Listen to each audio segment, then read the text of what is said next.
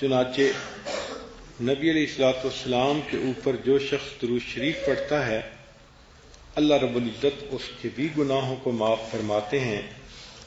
یہ ایک ایسا عمل ہے جو ہمیں کثرت کے ساتھ کرنا چاہیے۔ نبی علیہ السلام نے ارشاد فرمایا شفاعتی لأہل الکبائر من امتی، میری امت کے جو گناہ گار ہوں گے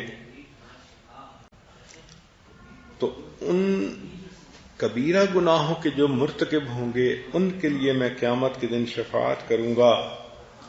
اور ایک حدیث پاک میں نبی علیہ السلام نے فرمایا خیرت بین الشفاعت، کہ مجھے اختیار دیا گیا، چوائس دیا گیا کہ یا تو میں شفاعت کروں او یدخل نصف امتی الجنہ، یا میری آدھی امت کے لوگ جنت میں چلے جائیں۔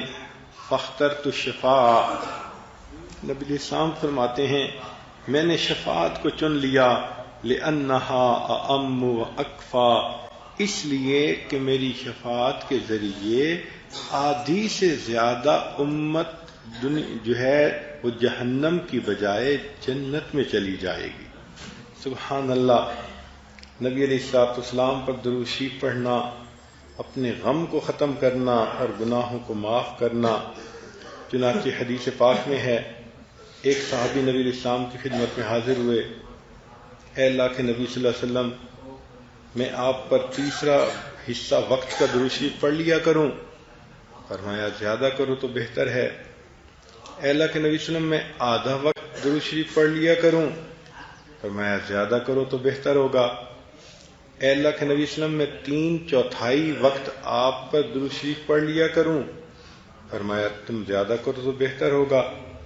اے اللہ کے نبی صلی اللہ علیہ وسلم، میں پورا وقت آپ پر درود شریف پڑھا کروں؟ نبی علیہ السلام نے فرمایا اذن تکفی ہمک ویغفر لک ذنبک، اگر تو ایسا کرے گا اللہ تیری پریشانیوں کو ختم کر دیں گے اور اللہ تیرے سب گناہوں کو معاف کر دیں گے۔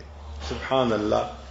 جتنا وقت ملے درود شریف پڑھتے رہیں تو دیکھو پریشانیاں ختم اور گناہ جو ہے وہ معاف ہو جاتے ہیں۔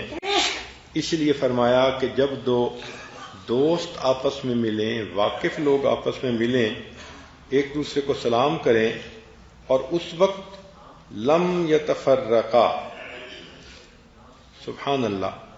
حدیث پاک ہے، انس رضی اللہ عنہ کی روایت ہے کہ نبی علیہ السلام نے فرمایا ما من عبدین متحابین یستقبل احدہما صاحبہ ویصلیان علی النبی صلی اللہ علیہ وسلم، کہ دو محبت رکھنے والے لوگ جب ایک دوسرے کے سامنے آتے ہیں اور ایک دوسرے کو سلام کرتے ہیں اور پھر وہ نبی علیہ السلام پر درود شریف پڑھیں، لم یتفرقا، وہ جدا نہیں ہوں گے، حتی یغفر لہما ذنوبہما ما تقدم منہما وما تأخر، حتی کہ اللہ تعالی ان کے اگلے اور پچھلے سب گناہوں کو معاف فرما دیں گے۔